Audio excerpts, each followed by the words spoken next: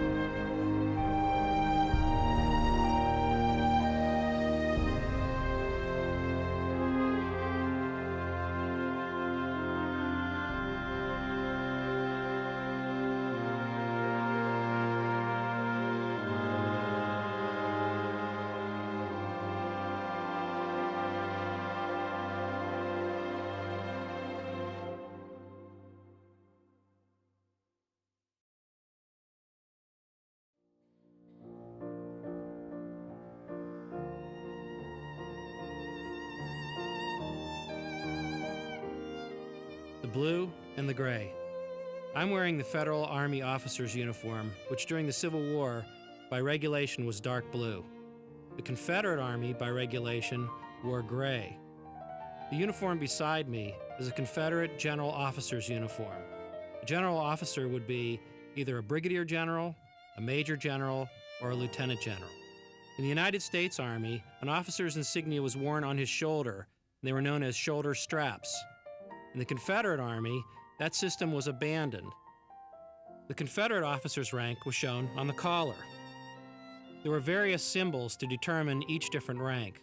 This particular symbol, the wreath, with 2 stars, 2 small stars and 1 large star, is the insignia of a brigadier general. The collar insignia is supplemented by the pattern on the sleeve.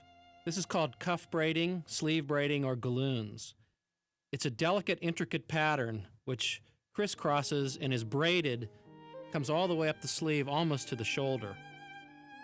Rank could be determined by looking at the number of pieces of braid used to make the pattern. A lieutenant, for instance, would have 1 strand in the pattern, a captain 2. A major, lieutenant colonel, or colonel would have 3 strands, and all generals would have 4 strands, as you see here. The buff or tan color here worked in underneath the braid shows that it's a general officer's coat. A general officer, again, being either a brigadier general, a major general, or a lieutenant general. If the color were light blue, he would be an infantry officer. If it were yellow, a cavalry officer. Red trim would signify an artillery officer. Another way to tell an officer's rank was by the button groupings.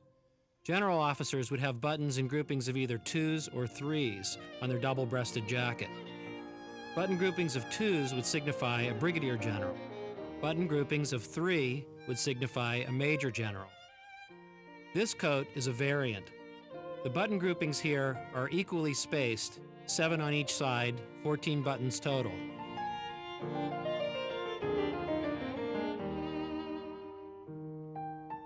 That button grouping would signify the rank of a field officer, major, lieutenant colonel, or colonel, but he wears the rank of a general. The reason for this could be this particular officer was at first a colonel. Clothing being very hard to get in the Confederate service, instead of ordering a new coat, he adapted his colonel's coat to the rank of brigadier general. The buttons on the front of this jacket are Federal staff buttons.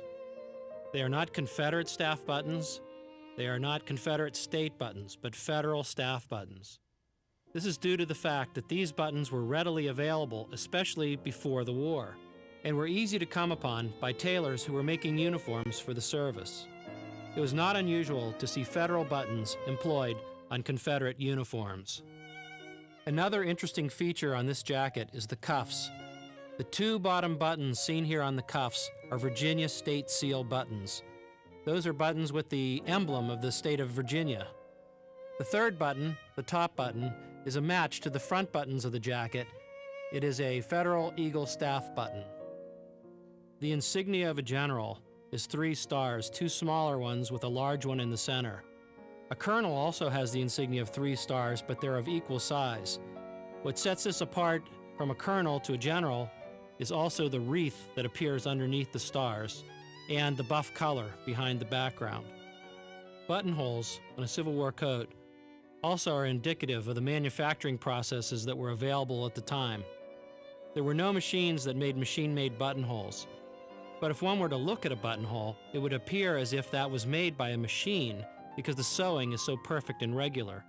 One of the secrets to that is the cord piping you see here. There's actually a small ribbon of cording around the buttonhole, which is then sewn onto the buttonhole to give it a very finished appearance. From the front, it appears as if a machine did it. From the back, it's easy to see the hand stitches. The buff or tan trim can also be seen along the edge of the coat, worked in as piping. The coat is very nicely tailored and shows the fashion of the day. It's closely fitted and has 4 panels across the back of the coat.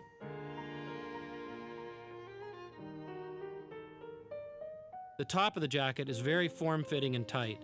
The skirts, however, are cut very full and show a very rakish flare that was the fashion of the day. In the back of the jacket and the skirts are the pockets, one on each side. This is where an officer would carry his personal items.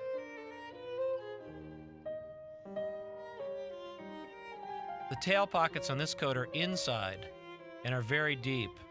Let's take a look at the inside of the jacket, at the lining. The lining is made of satinette and is totally hand-stitched. These quilted lines, called darts, actually help the jacket to be more form-fitting. Here we'll take a look where the satinette joins the arm lining, and you can see the careful, tiny hand stitches.